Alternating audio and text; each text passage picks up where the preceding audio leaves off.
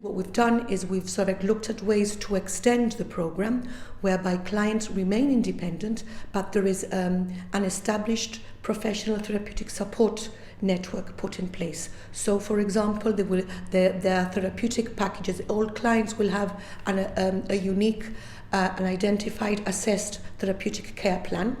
And that will look at things like clinical sort of like therapeutic work, which they may still require.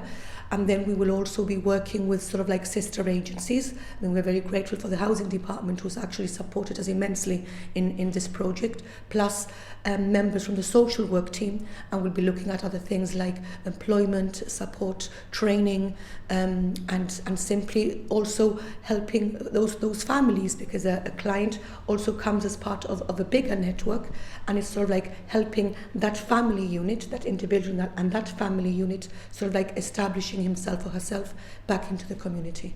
You've mentioned the staff. Can you tell us about how the dry house is run and the services that it offers? The dry house, I mean, is an independent halfway house, but counsellors, I mean, as the clients will have a therapeutic care plan, and in that therapeutic care plan there will be an array of issues which the clients will be supported in, which will entail carers attending, it will entail checks, it will entail counsellors also attending and offering them the clinical one-to-ones. It will entail sort of like co-working with social workers. It will entail co-working with sort of like the housing department through the staff team, and a very sort of like individually tailored program depending on the client needs, because all clients are unique in the sort of like and the rationale is always to support the notion of what we call a more successful prognosis within sobriety.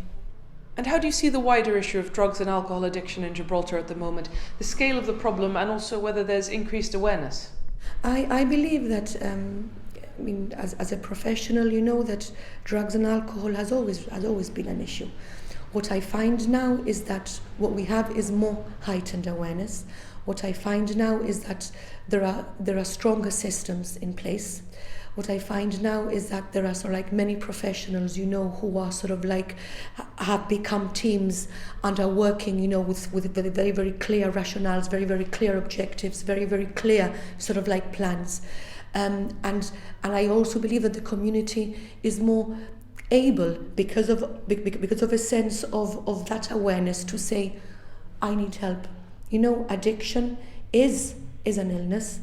Addiction, nobody, I believe, sort of like wakes up one day and says, you know, I want to be an addict, and individuals, you know, need to be strongly supported.